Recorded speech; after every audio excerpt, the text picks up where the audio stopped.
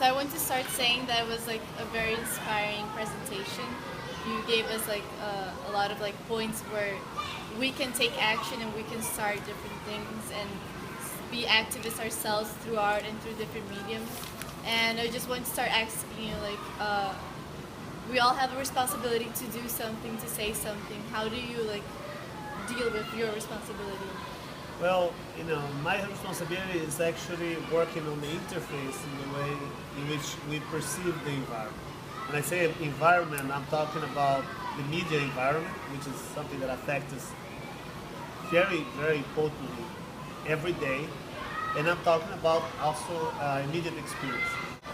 Art has aspects of art. I'm always concerned about in trying to improve the relationship between the senses and the immediate environment. The immediate environment has attained recently a holographic complexity. It's becoming very, very rich, and rich in a way that we are unable to grasp it, and we have to rethink it continuously because it evolves very rapidly. The point of my conference is that a lot of this information has become very stereotypical, and we're becoming numb to pie charts and graphics and just sermons about the environment.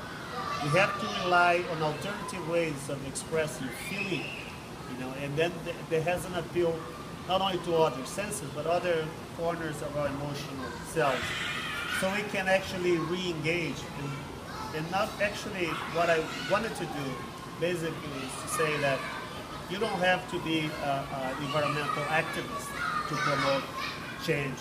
You can do it in any type of activity that you do. You can actually become an environmentalist activist, being a cook, a policeman, an artist, or especially a student. And you can choose the terms of your engagement in the problems that lie ahead. For me, the most important thing as an artist is actually try to develop an ecology of mind, create an internal environment in which you are able to see clearly, what you have to do and how can you engage in the problems that we face. I also want to know, but what are your main inspirations? Every species that lives today, they know something. If they didn't know, they wouldn't be around, But ours is the only one that believes. Believing is different than knowing. Knowing is like you're certain. Believing, you relate to something that can be certain. You have to believe. You have to rely on signs, on images. You have to rely on sounds. You have to believe. I think my main inspiration is this beautiful thing that we do, that we let ourselves be fooled temporarily by sounds, by images, by arrangements of signs as in language, to create a world that we are creating. It's very subjective. Your world is different than mine. I live in a different planet. We all do.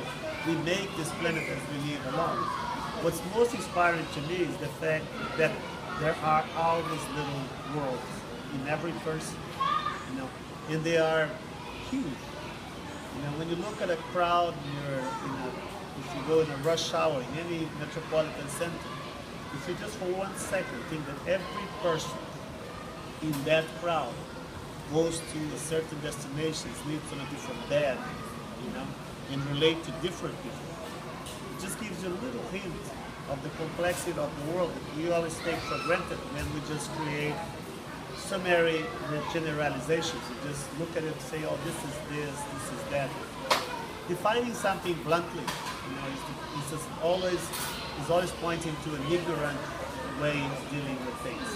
Things are very complex and they have to deal with complexity. I think what inspires to me is actually this huge mess, which is the world that we live in. It's like I say I'm inspired by everything. No, I'm inspired by confusion that exists in everything. You mentioned this work you're doing with liver cells, right? So could you explain a bit more about it? This work with biogenetics, we're dealing is actually helping fund the project of Tal Danilo, which is making his research is actually based on computing programming bacteria to do things. Bacteria are really research tumors, because inside a tumor they're away from the immunological environment, so from the immune system. So bacteria are tumor-seeking devices. So for 3 years we're trying to print with bacteria, and so we actually synthesized, we programmed bacteria to synthesize colors, but we could not use it because it clogged the needles of the inkjet printers. They clump. So we didn't use that. That's also another thing that artists do. They account, a lot of it comes from failure. So one day Tal called me, he said, it's amazing that I can program bacteria to seek tumors, and I can program bacteria to produce color. And it never occurred to me that I can program a bacteria to produce a color when it finds a tumor. So in about 10 years from now, you'll be able to walk into a drugstore, buy a probiotic solution, ingest it, and if in 10 years, in 10 days, if your urine is purple, it means you have cervical cancer. If it's blue, you have pancreatic cancer. That only is not interesting for people who actually have to do checkups all the time, but it's a very simple way to produce a diagnosis, cheap, affordable. What cancer kills people who don't know they have cancer. But also for people who have already cancer, and they have to do to check for reincidences, so they have to do checkups every 3 months. They can do it every week, so they pick something when it just starts. So one thing that my job does, it allows me to connect with people with really high, end of like science, politics, and this is recent.